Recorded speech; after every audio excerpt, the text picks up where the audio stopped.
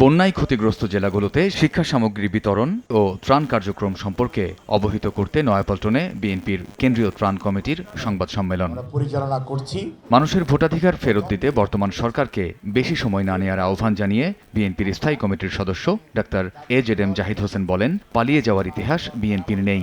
দেশ পরিচালনার সুযোগ পেলে বিএনপি মানুষের প্রতি দায়িত্বশীল আচরণ করবে বলেও জানান তিনি। দেশের মানুষকে ফেলে পালিয়ে যাওয়ার ইতিহাস বিএনপির নাই। আগামী দিনেও যদি জনগণের সমর্থন পায় বিএনপি ইনশাআল্লাহ দেশ শাসন করবে। কাজে বিএনপি দায়িত্বশীল আচরণ করবে। প্রায় 2 মাস এই সরকারের বয়স হতে চলছে। অন্তর্বর্তীকালীন সরকার দেশ পরিচালনা করছে।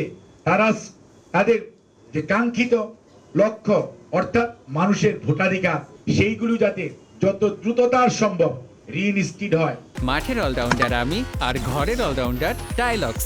টাইলক্স টয়লেট ক্লিনার, ক্লিন মানেই টাইলক্স। এদিন জাতীয় প্রেস ক্লাবে প্রতিবাদ সভায় অংশ নিয়ে বেগম খালেদা জিয়ার উপদেষ্টা জয়নুল আবদিন ফারুক বলেন, দিনের ভোট রাতে করে ক্ষমতায় যেতে চায় না বিএনপি।